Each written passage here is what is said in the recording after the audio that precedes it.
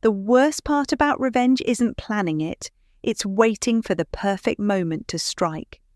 I learned that on Christmas Eve, watching my father Edgar drain his fourth whiskey while explaining to our dinner guests exactly why my little website hobby would never amount to anything. My name is Sloane, and I'm about to burn my family's world to the ground. Really? She just plays around on the computer all day, he chuckled, gesturing with his glass.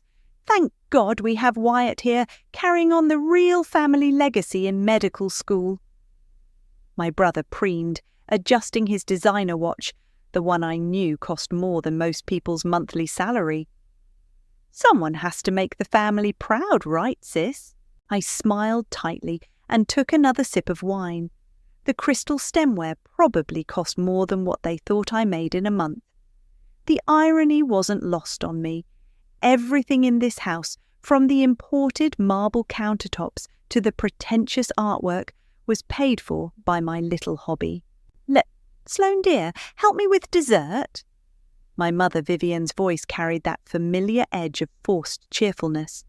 In the kitchen, she busied herself with plating the tiramisu while shooting me concerned glances. You know your father doesn't mean anything by it. He just wants what's best for you. Like emptying my trust fund without telling me? The words slipped out before I could stop them. I'd discovered the transfer records just hours ago, buried in papers Cecilia, our family lawyer, had accidentally copied me on. My mother froze, colour draining from her face. Who told you about that? Does it matter? Were you ever going to? Sweetheart, we needed it for Wyatt's tuition and some investments your father made. She wrung her hands, pearl bracelet catching the light. It's for the family's future. My future was in that trust fund. Don't be dramatic. You have your little online business. Wyatt needs, what? Another Rolex, a third car? Lower your voice, she hissed. The wolves will hear you. Right on cue, our neighbour Xander's booming laugh echoed from the dining room, followed by my father's performative chuckling. I could picture them congratulating themselves on their supposed business acumen, while my brother basked in their approval. Fine, I grabbed the dessert tray. Wouldn't want to disturb the golden child's moment. Back in the dining room, I served everyone with practiced grace, playing my expected role of the dutiful daughter. My father barely acknowledged me, too busy regaling everyone with stories of Wyatt's medical school achievements. Top of his class, he bragged, though I knew from my own investigations that was far from true. Following in the footsteps of real professionals, not like these internet influencers Sloane wastes time with. I bit my tongue so hard I tasted blood. If only they knew those influencers had helped me build a digital marketing empire worth millions, that their precious lifestyle depended entirely on my success, that every time they swiped a credit card, it was my money they were spending. Actually, Dad, I started, but Ruby's warning text flashed in my mind. Don't show your hand too soon. Wait for the right moment. Ruby, my business partner and the only person who knew the truth, was right.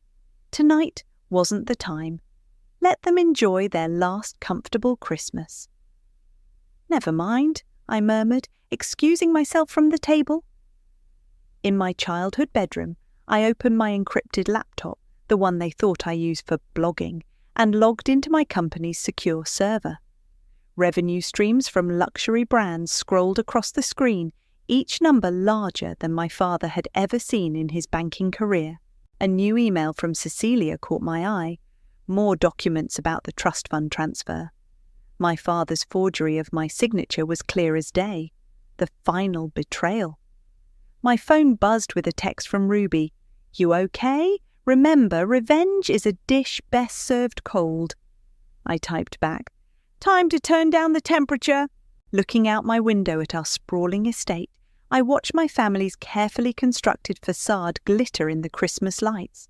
They had no idea their comfortable world was built on my success, on my generosity, on my silence. But silence had never served me well. I opened my banking app and began setting up automated withdrawals, small ones at first, Nothing too obvious. By the time they noticed, it would be too late. The house of cards they'd built on my foundation was about to collapse, one credit card decline at a time. "Sloane!" my mother's voice floated up the stairs. "Your father's about to give his annual Christmas toast." I smiled, closing my laptop. Let him toast. Let them all celebrate. They have no idea what's coming. You know this is going to destroy them, right? Ruby set down her coffee mug, fixing me with that look she reserves for when I'm about to do something particularly destructive. We were sitting in her private office, 40 stories above Manhattan, where no one could overhear our conversation. "They destroyed themselves," I replied, pulling up the latest expense report on my tablet. "Look at this. Last month alone, $42,000 on entertainment. That's my money they're burning through. Show me the full damage." Ruby leaned forward, her designer blazer catching the morning light. As my CFO and best friend, she was the only person who knew both sides of my life. I scrolled through the list. Private club memberships, $15,000 monthly. Wyatt's apartment, $6,000. Mum's weekly spa treatments, $2,000. Dad's wine collection. I laughed bitterly. I can't even look at that number without getting angry. And they have no idea it's all coming from your company? They think I play around with social media for pocket money. Meanwhile, I'm running one of the largest luxury digital marketing firms in the country. I stood up, walking to the window. You should have seen Dad at Christmas, telling everyone how disappointed he is that I never lived up to my potential. My phone buzzed, a text from my mother. "Darling, the country club declined our cards again. So embarrassing. Can you check with the bank? Must be their error." "It's starting," I showed Ruby the message. "I cancelled their club membership yesterday." "Sloane?" Ruby's voice carried a warning. "Remember when we were starting out and you said you wanted to prove them wrong? This feels more like punishment than proof." A memory flashed. I was 16, showing my father my first website design. He'd barely glanced at it before launching into a lecture about how I was wasting my time with computers when I should be focusing on real work like my brother. "You don't understand," I said. "Every single day of my childhood it was, why can't you be more like Wyatt? Or, at least Wyatt knows what he wants to do with his life." They never saw me, never believed in me. Ruby stood up, walking over to join me at the window. "So show them now. Tell them about the company, about everything you've built." "It's too late for that." I pulled up another document on my tablet, the forged trust fund papers. They stole my future to fund his. They don't deserve to know about my success. My phone buzzed again, this time from Wyatt. "Hey, sis, weird question, but did Mum and Dad say anything about money troubles? My rent payment bounced." "Watch this," I showed Ruby as I typed back. "No idea. Maybe ask Dad. I'm sure it's nothing."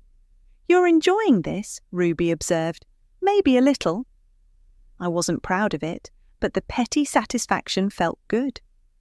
Want to know what's really going to hurt? In about an hour, they're going to discover their credit cards have new limits, very, very low limits. Right on cue, my phone exploded with notifications. First, my mother. "Emergency! All cards declined at Bergdorf's. Call me." Then my father. "Family meeting tonight? Non-negotiable?" Finally, Wyatt. "Dad's having a meltdown. What's going on?" Ruby shook her head. "You know they're going to start digging.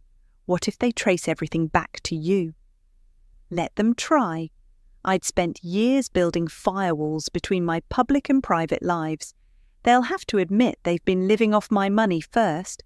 Can you imagine my father confessing that his disappointing daughter has been bankrolling his entire lifestyle? And what about Cecilia? The family lawyer knows everything. Cecilia's bound by client confidentiality. Besides, I smiled grimly, she's seen the forged documents. She knows exactly what they did with my trust fund. My phone rang. My mother again. I let it go to voicemail. You should at least answer, Ruby suggested. Maintain the illusion a little longer. I picked up my tablet instead, pulling up the family house deed. You know what would really maintain the illusion? If I list the house for sale right now. As trust fund executor, I have that right. Sloane, Ruby grabbed my arm. That's their home. No, I corrected her. That's my property that they've been living in rent-free. And I think it's time for them to understand exactly what playing around on computers can buy you these days. I hit the button to contact our real estate division. Within minutes, the wheels were in motion. My phone buzzed one more time. A text from my father. Your mother's in tears. I hope you're happy with yourself. I typed back, sorry, busy with my little hobby, can't talk right now. Ruby sighed heavily. I hope you know what you're doing. Trust me, I said, watching as the first for sale notification went live. I know exactly what I'm doing. The real question was, did they? The repo men came for Wyatt's BMW on a sunny Tuesday morning. I watched from my apartment window across town as they loaded it onto a flatbed truck, my brother gesturing wildly in his medical scrubs while the neighbours pretended not to stare. My phone started ringing immediately. How could you let this happen? Wyatt's voice cracked with rage. I'm going to be late for my rotation. Let what happen? I kept my voice innocent. I thought Dad handled all your car payments. He did. I don't know what's going on, but fix it. Sorry, little brother. My hobby doesn't pay enough to help with luxury cars. The line went dead. I counted down from 10, and right on schedule, my mother called. The country club, she whispered, mortification dripping from every word.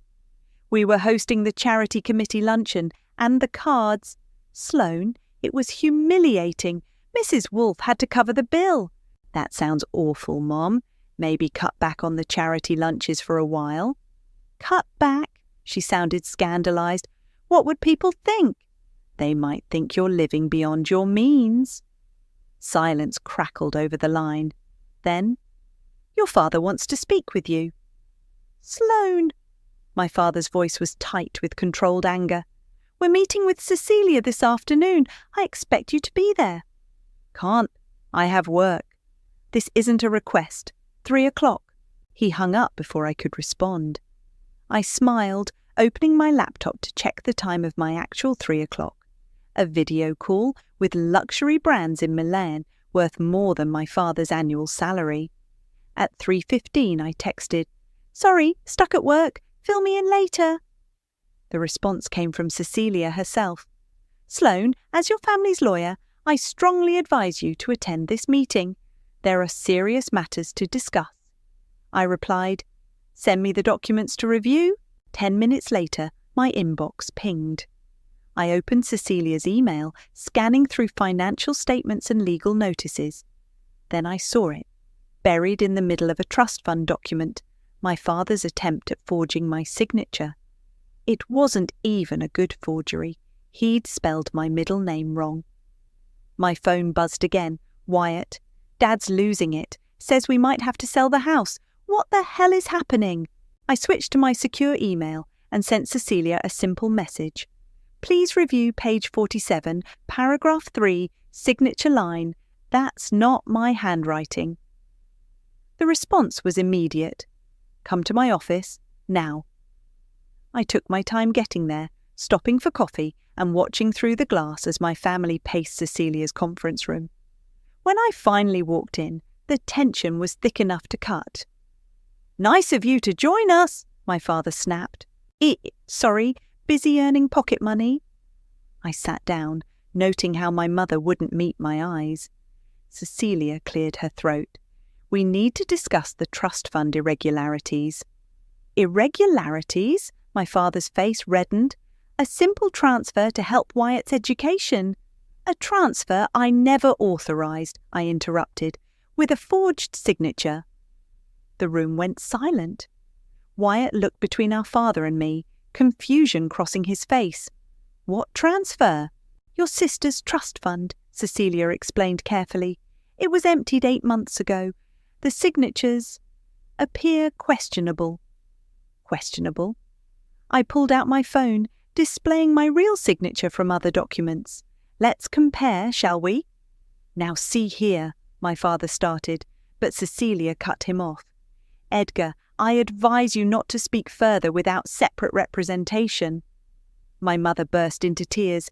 "We needed the money. Your father's investments were failing," I finished, "so you stole my inheritance to cover your mistakes." "We did not steal," my father began. "Fraud, then," I suggested. "Should we ask Cecilia which word she prefers legally?" Wyatt stood up suddenly. "This is insane. Dad, tell her she's wrong." But our father's silence spoke volumes. "The house is in the trust's name," Cecilia continued, "given these circumstances." "You can't sell it," my mother whispered. "Where would we live?" I stood up, smoothing my designer dress, worth more than their monthly mortgage payment. "Maybe it's time to start living within your actual means." "Your actual means," my father spat, "are nothing without family support. Remember that." I laughed, the sound sharp and cold. "Are you sure about that?" My phone buzzed, Ruby warning me not to reveal too much too soon. But watching their faces, seeing the first cracks in their perfect facade, I couldn't resist. "Check your email," I told Cecilia. "I've sent some additional documents about where that trust fund money really went. Spoiler alert, it wasn't all for medical school." Wyatt went pale. I headed for the door, pausing only to say, "By the way, the house listing goes live tomorrow. I'd start packing." Behind me, my mother started sobbing again. But for the first time in years, the sound didn't make me feel guilty at all. The first potential buyers toured the house while my family was still living in it. I watched through the security cameras I'd installed years ago as my mother tried to maintain her composure, offering coffee to strangers who were examining her soon-to-be former home. "This is cruel," Ruby said, watching over my shoulder in my office. "Even for you, cruel was stealing my trust fund." I switched camera views to see my father in his study, frantically making phone calls. Cruel was making me feel worthless for 15 years. My phone lit up with Wyatt's name. I put it on speaker. "You have to stop this," he pleaded. "Mum's having anxiety attacks. Dad can't sleep. Just tell us what you want." "I want the truth," I replied, "about everything, including your gambling debts." The line went silent for a moment. "How did you—" "I know about the underground poker games, the sports betting, the loans you took out using my trust fund as collateral. Should I continue?" "You don't understand," he whispered. "I got in over my head. Dad said he'd handle it." "With my money. It was a family emergency." "No," I corrected him. "It was your emergency, and now it's your problem." I hung up as Cecilia's number flashed on my screen. "Your father is threatening legal action," she said without preamble. "For what? Selling property I legally own?" "He's claiming emotional distress, financial sabotage. Sloane, he's desperate." I laughed. "Good.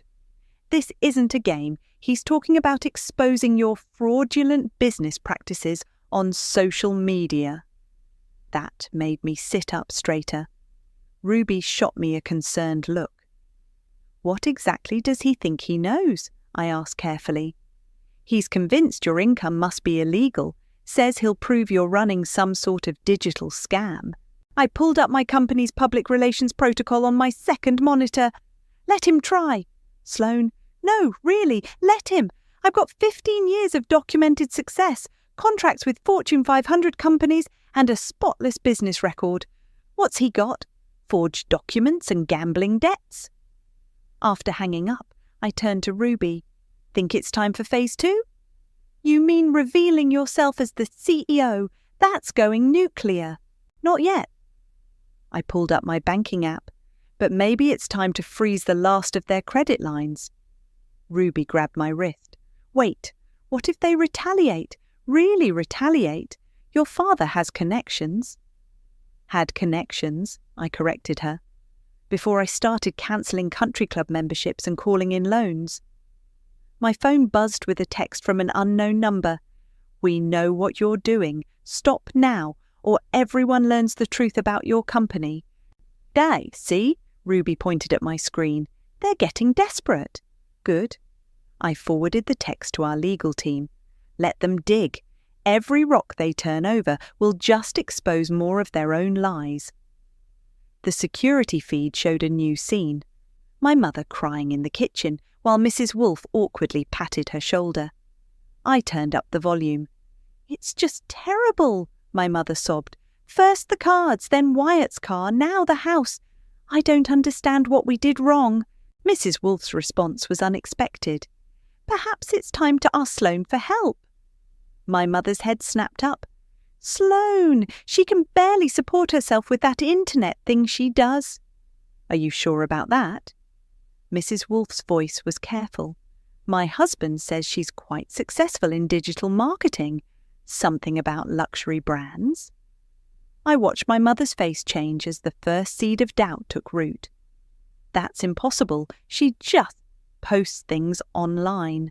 Vivian, darling, when was the last time you actually asked your daughter about her work? The camera caught my mother's stricken expression before she fled the room. Well, Ruby said quietly, that's one way for them to find out. My phone lit up again. My father. Whatever game you're playing, it ends now. I'm going public with everything I know about your business dealings. I typed back, Funny, I was just about to do the same with yours. His response came quickly. You're bluffing. I sent him a single screenshot. Bank records showing exactly where my trust fund money had really gone. Not to medical school, but to cover gambling debts and failed investments. The security feed showed him receiving it, watching his face drain of colour. This could get ugly, Ruby warned. It already is ugly. I stood up, gathering my things. But I'm done hiding. Where are you going? Home, I said, checking my lipstick in my phone's reflection. I think it's time for a family meeting, a real one. Be careful, Ruby called after me. Cornered animals bite hardest. I stepped into the elevator, watching the floor numbers descend. She was right. This was the dangerous part. But I'd spent 15 years being careful, being quiet, being underestimated. I was done being any of those things. I found them all in the living room, huddled around my father's laptop like survivors around a campfire. Their heads snapped up when I walked in, designer heels clicking against the marble floors they couldn't afford. You've got some nerve showing up here, my father growled. It's still technically my house. I settled into my favourite armchair. Nice social media post, by the way. Calling me a fraud was a bold choice. Wyatt jumped up. You're destroying this family. No, your gambling debts did that. I pulled out my phone, displaying his betting history. Shall we discuss the $500,000 you lost last month alone? He collapsed back onto the sofa, face ashen. My mother gasped. Wyatt, tell me that's not true. It's all true, I continued, scrolling through documents. The forged checks, the maxed-out credit cards, the fake medical school transcripts.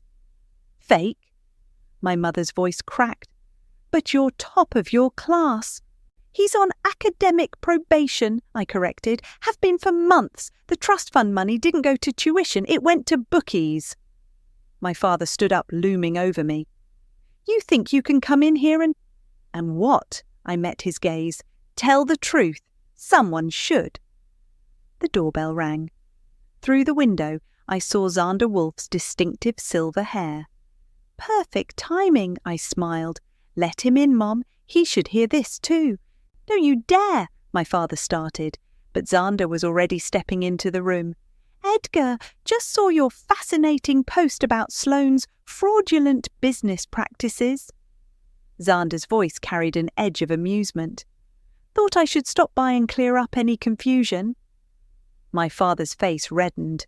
This is a private family matter. Is it? Xander settled onto the couch.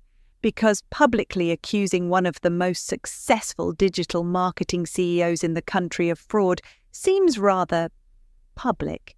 The room went silent. My mother's hand flew to her throat. CEO? Wyatt whispered. Oh yes, Xander continued cheerfully. Your sister's little hobby handles digital strategy for half the luxury brands in Europe.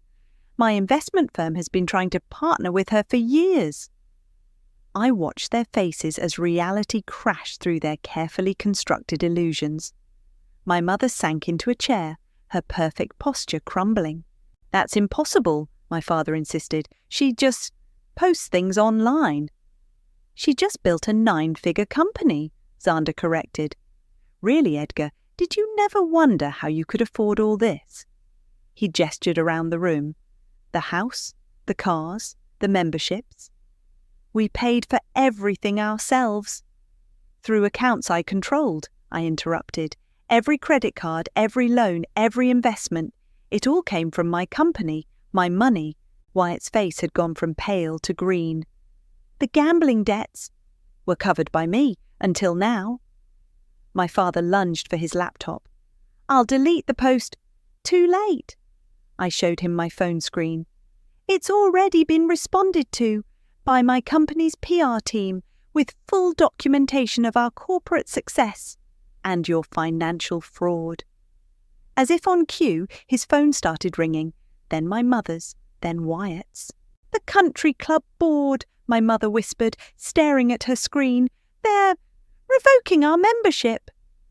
The hospital, Wyatt choked out. They want to discuss my academic status. My father's phone kept buzzing. The bank, the investment group, everyone. Amazing how quickly people distance themselves from scandal, Xander observed mildly, especially financial scandal. You planned this, my father accused, pointing at me with a shaking finger. You orchestrated everything. No, I stood up, smoothing my dress.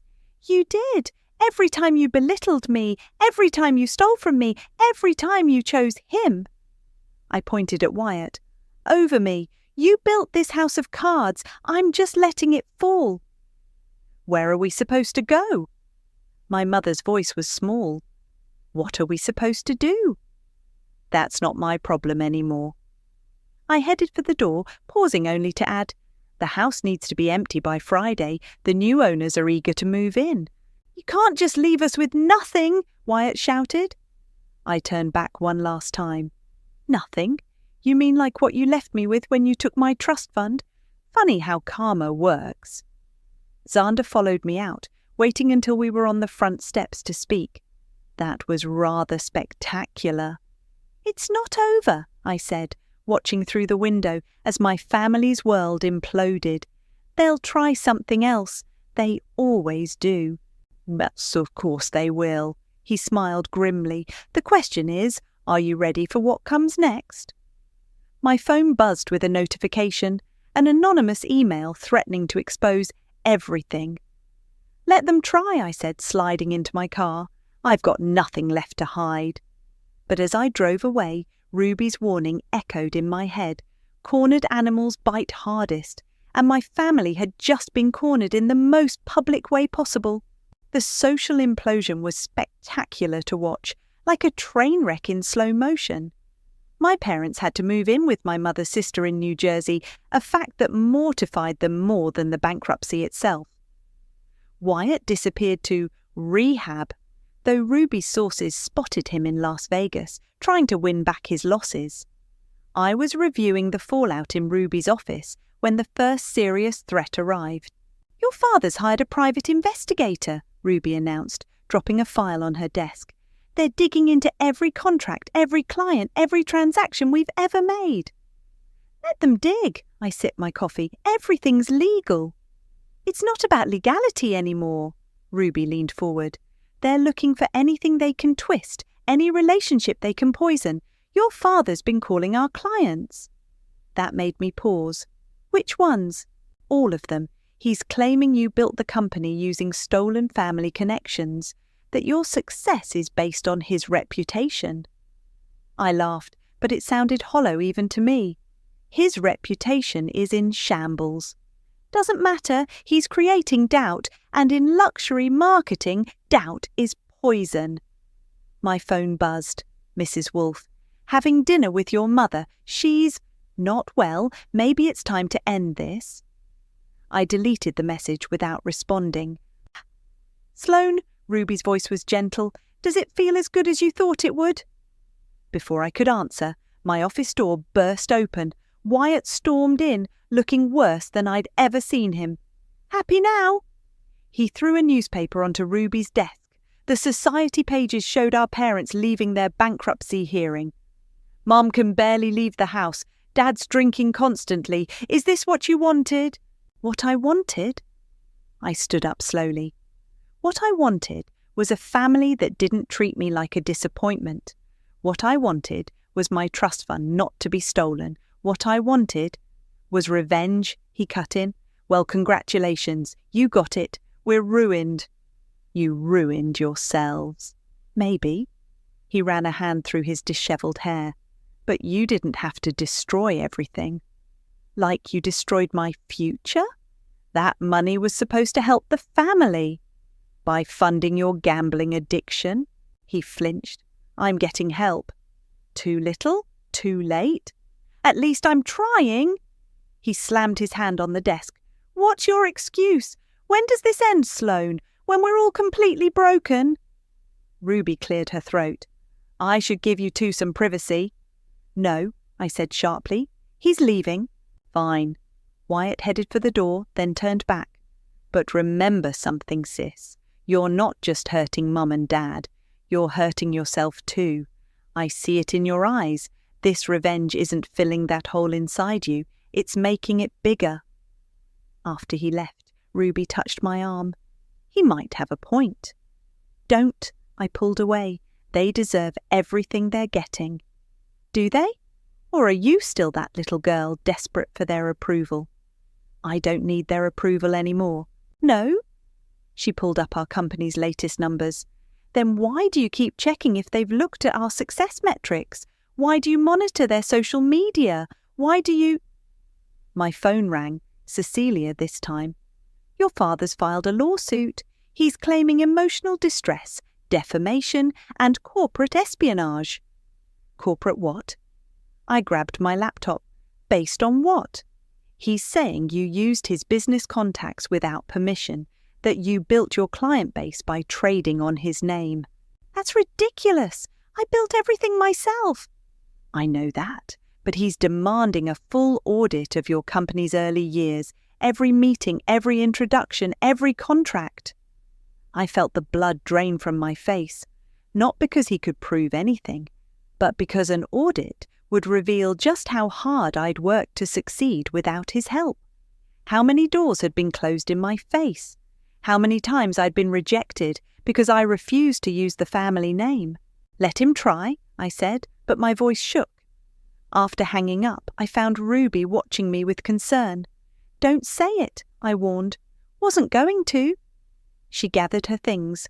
But maybe it's time to ask yourself, what hurts more, that they never believed in you, or that even now, with all your success, they still won't admit they were wrong? I stared out her office window at the Manhattan skyline. My empire stretched across those buildings, touch points of success in every luxury boutique and high-end retailer. I'd built it all while they mocked my hobby. My phone buzzed again, an email from my mother. Please, sweetheart, we can fix this. Come home. Home. As if that house had ever really been home. I deleted the email, but my hands were shaking. Damn it, I whispered. Ruby squeezed my shoulder as she left. The thing about revenge, Sloane, sometimes it costs more than the original injury. I watched my reflection in the window, wondering when I'd started looking as haunted as they did. The courtroom felt smaller than I expected. My father sat across the aisle, his expensive suit now wrinkled, his face haggard. My mother wasn't there.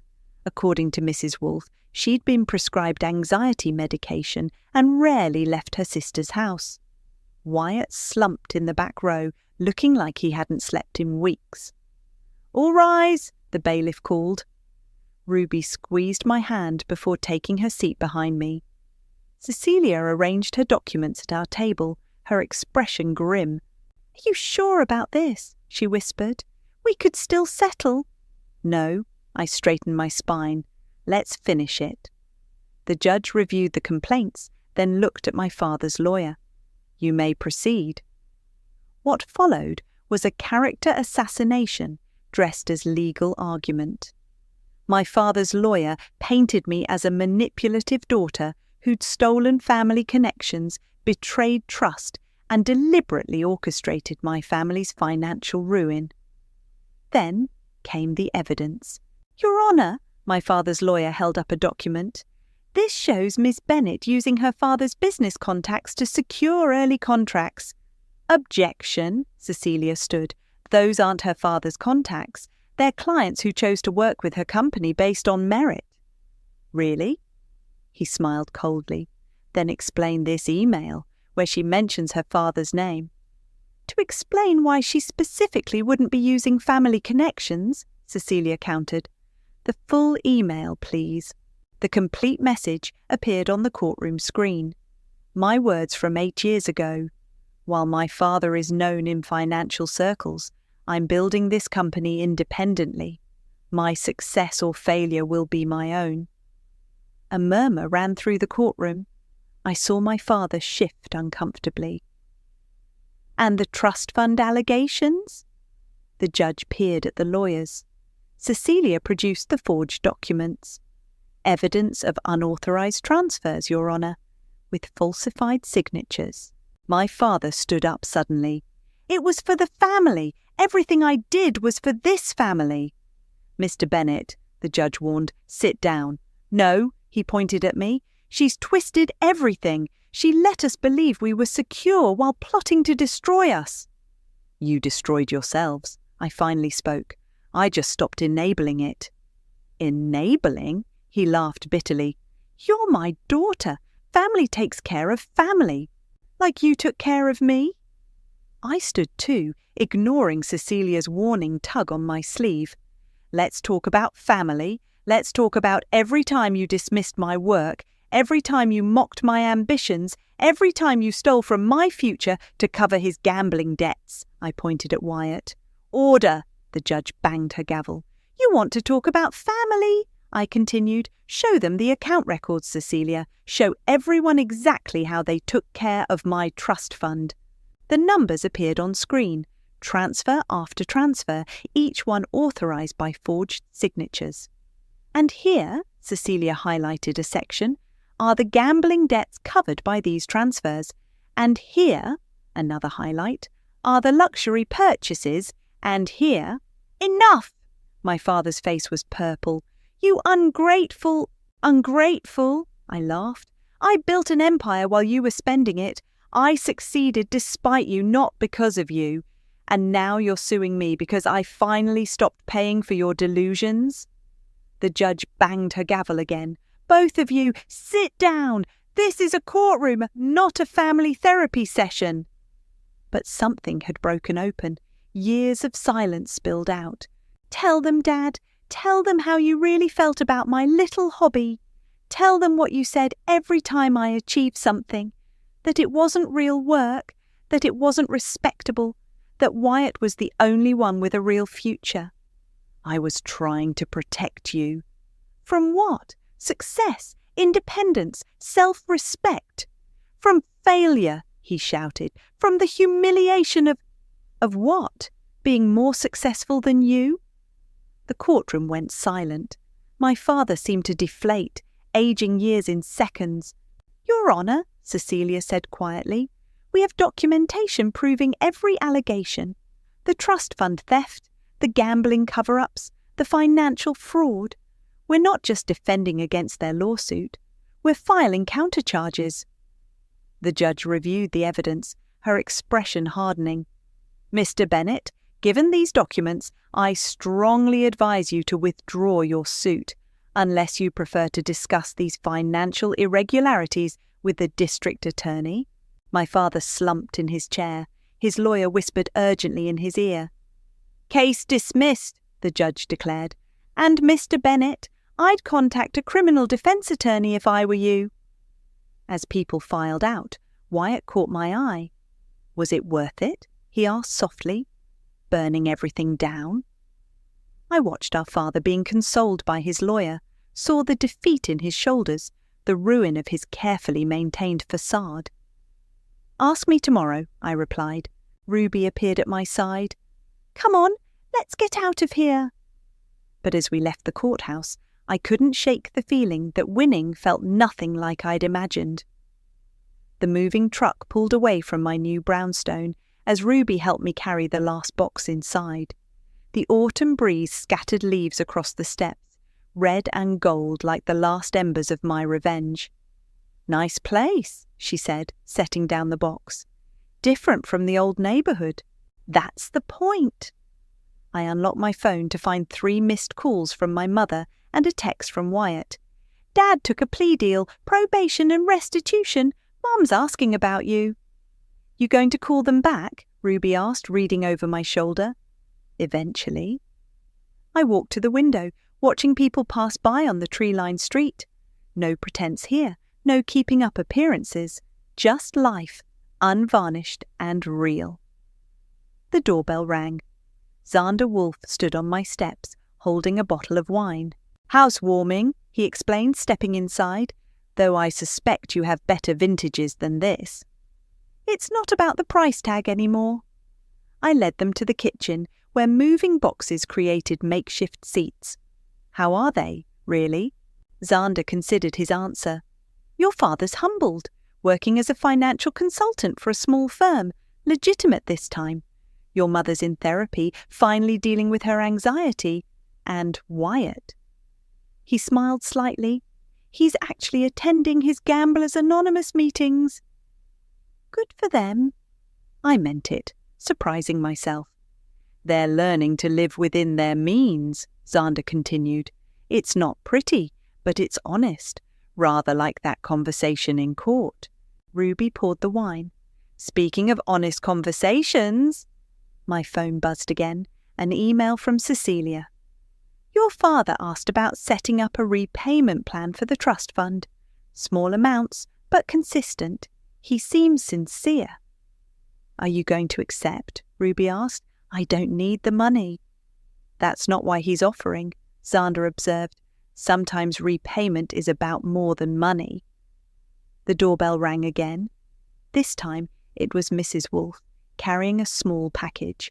"Found this while helping your mother pack," she said, handing it to me. "She wanted you to have it." Inside was a framed photo I'd never seen before. Me at 16, hunched over my first laptop, completely absorbed in coding.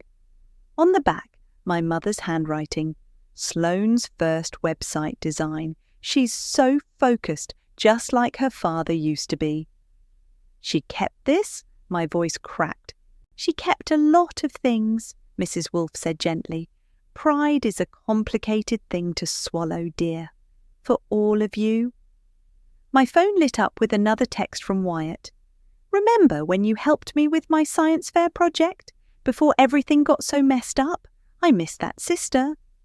"The thing about revenge," Ruby said quietly, "is that it shows you who you really are.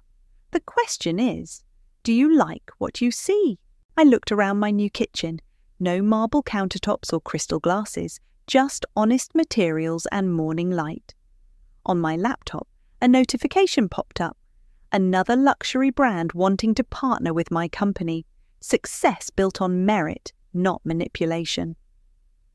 "I don't regret exposing the truth," I said finally. "But maybe there's room for a different kind of truth now."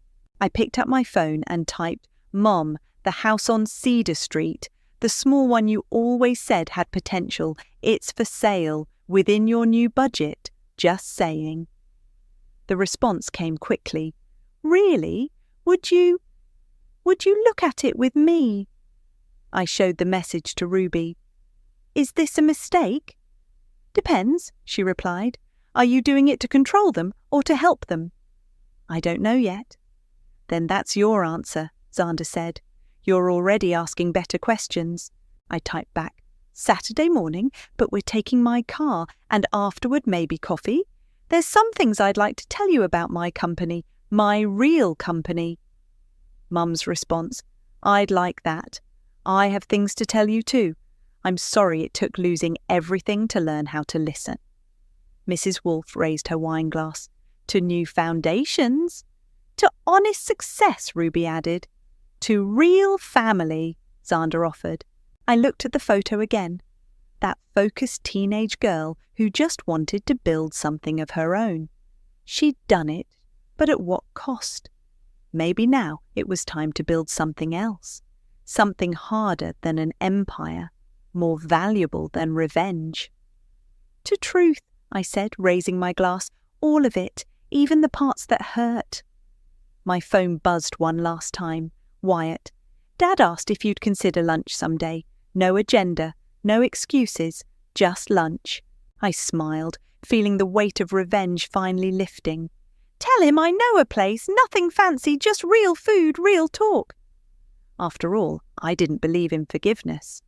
But maybe, just maybe, I believed in starting over.